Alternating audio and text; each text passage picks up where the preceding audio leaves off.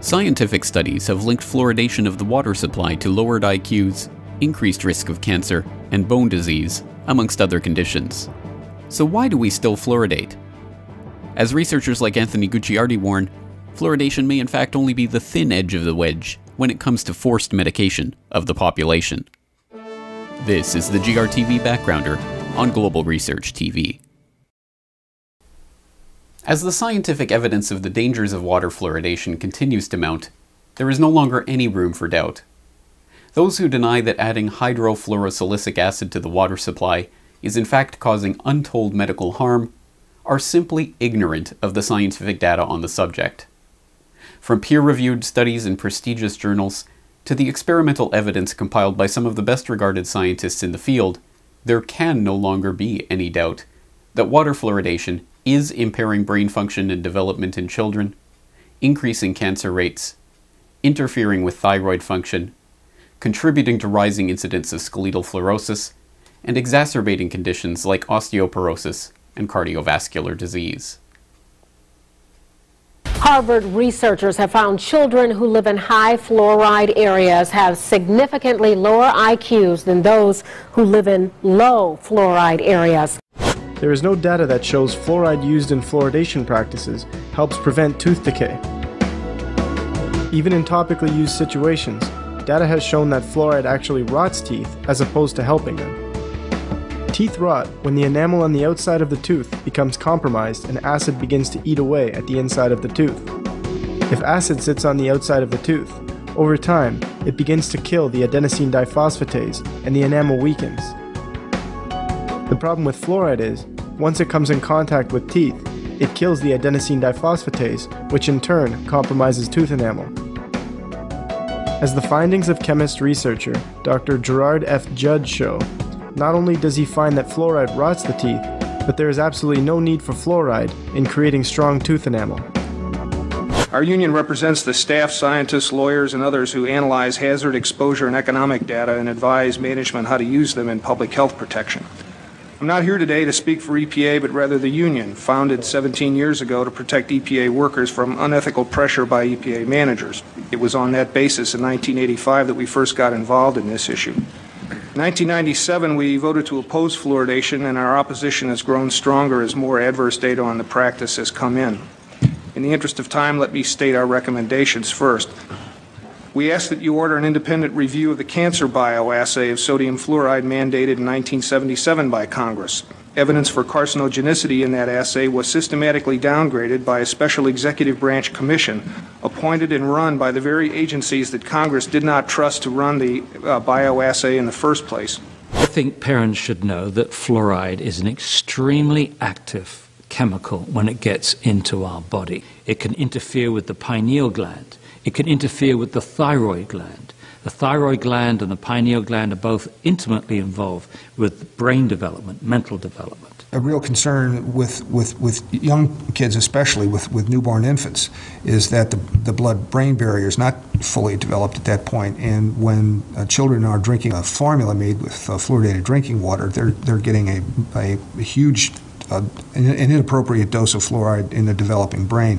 This may be part of the reason, for instance, of the depression of IQ that we've seen in these Chinese studies. Our studies involve comparing the deaths of all persons in the 10 largest fluoridated cities of the United States with the 10 largest non-fluoridated cities in the United States year by year. And we obtained a very remarkable curve, which you can see here perhaps. Here is the fluoridated, and here is the non-fluoridated set of 10 cities each. Here's where the fluoridation started, and before this time, both sets of cities were identical. But no sooner had fluoridation started than this curve began to go up. The deaths began to increase, so that this effect occurs very promptly within 1, 2, or 5 years. On a positive note, community after community around the globe is bringing this issue to a head by forcing referenda or plebiscites on the practice of water fluoridation. And little by little, concerned citizen activists are working to get the fluoride removed from the water supply in an increasing numbers of towns and cities. Next to Calgary, that city's decided to stop putting fluoride in its drinking water. City Council yesterday voted overwhelmingly in favor of removing the chemical after 20 years of using it. And other Queensland councils decided to remove fluoride from its drinking water. Fraser Coast councillors today voted overwhelmingly against continuing the practice.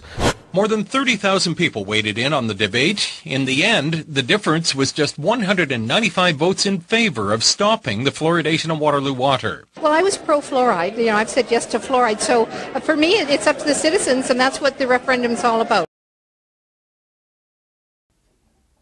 While it is heartening to see more and more activists taking up the fight to get this toxic chemical removed from their local water supply, this work is of necessity piecemeal and subject to setbacks.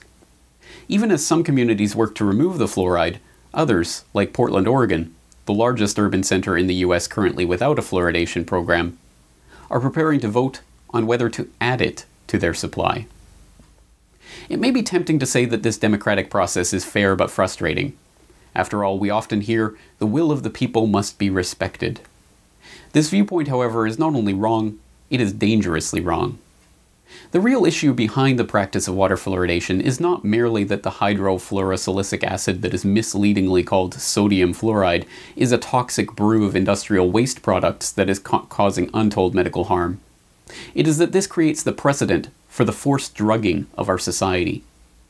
As long as the fluoride myth is not confronted head-on for what it actually is, then the Center for Disease Control and like-minded institutions will continue to promote it as one of the 10 greatest public health achievements of the 20th century, as they do.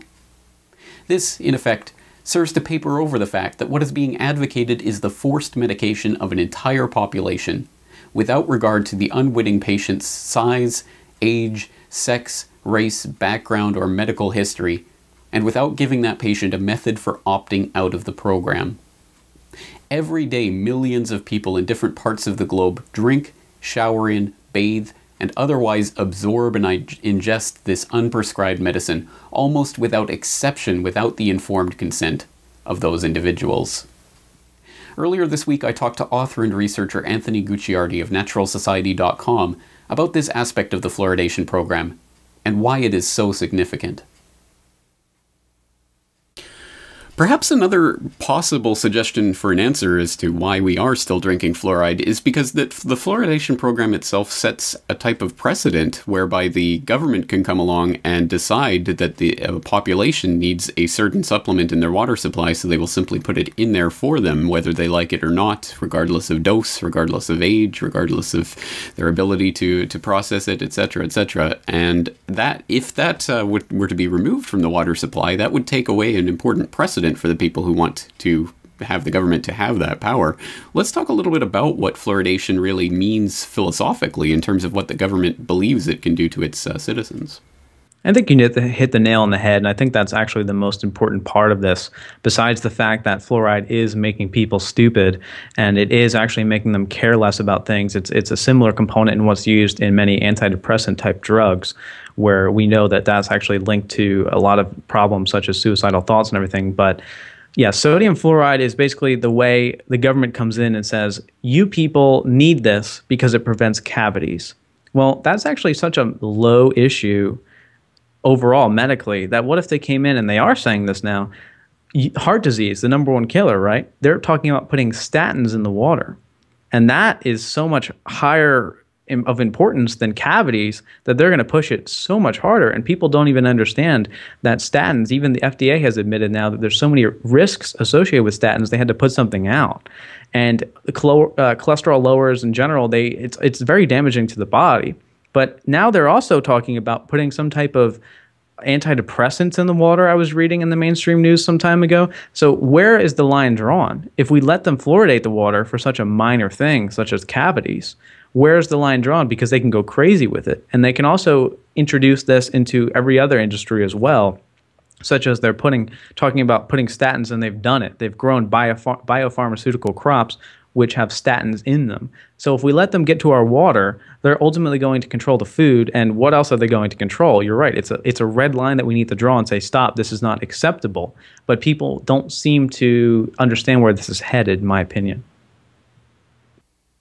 Indeed, exactly as Gucciardi notes, the idea of using the fluoridation program as an explicit justification for adding further medications to the drinking water is already being introduced to the public. Right, so when you go in for your blood test now, especially you, Joe, being over a certain age, you're going to say, not only check my HDL and LDL, make sure they put HSCRP in there as well. Reactive Why don't they just put statins in the water or something? A lot of people have said that, and they are in the water, in fact. Because that would be a communist plot, just like fluoride in the water. Yeah. Well, I think the first thing to point out is that fluoride, which is widely available in the United States, the Surgeon General has determined that it is possibly the most cost-effective health intervention in the history of the United States, that it saves hundreds of dollars, if not thousands of dollars, per person in dental care over the course of lifetimes. And it's the reason why Americans tend to have very good teeth, and if you go abroad to some countries, people tend not to have as good teeth, with the same other dental hygiene care, because our fluoride protects our teeth, and there is no evidence that that fluoride, no credible evidence, does any damage. So this is an experiment that's been tried. I think the other most interesting area to look at would be in basic nutrients added to the drinking water to protect specific populations. A good example might be alcoholics, who are at risk of certain neurodegenerative disorders, for example, from lack of thiamine. And adding a trace amount of thiamine to the drinking water, if it could be done relatively cost-effectively, might prevent alcoholics from developing what's called Wernicke-Korsakoff syndrome. First, the U.S. has been adding fluoride to its public water supply for decades, and of course to prevent tooth decay. Well, now researchers from Japan are suggesting that we add lithium. So why is that? Well, they're actually not suggesting it, but they're certainly looking into it. Lithium is a medication that in prescription doses treats mood disorders in people with bipolar disorder or manic depressive illness.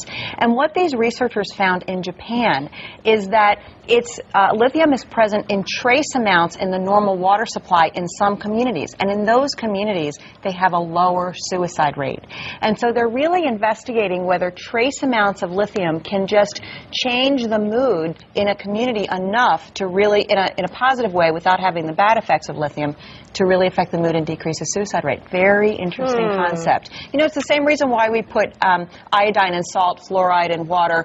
There's many different examples of when we put trace amounts of chemicals in the normal supply of food or water to help people's health. Right, although this is the first where they're actually affecting people's moods and, you know, the brain. So that, I'm sure, puts up a lot of red flags for people. It doesn't take a professional bioethicist to understand how such an idea, even if implemented by the best-intentioned doctors for the best-intentioned reasons, adhering to the best practices conceivable via modern medicine, could still be a fundamental violation of human rights and, in fact, a crime against humanity, no less egregious than the human experimentation in the Nazi death camps that the civilized world has long since shunned. Fluoridation, in short, is a medically and scientifically bankrupt practice that has long since been discredited as a means of preventing tooth decay. Its political utility for those who wish to use this precedent of the forced drugging of an entire population, however, means it is not a practice that will be abandoned easily by the CDC, EPA, FDA, and the entire pharmaceutical industrial complex that is increasingly eager to start adding other drugs to the water supply. It is incumbent on activists everywhere, then, to lend their efforts to eradicating the water fluoridation program in their own area and assisting others in ridding it from theirs. Only then can this practice be exposed for the crime against humanity that it is, and all such ideas of drugging the water supply can be properly consigned to the dustbin of history. For more on this story and other breaking news and current events, please go to globalresearch.ca. For more research and analysis by James Corbett, please go to corbettreport.com.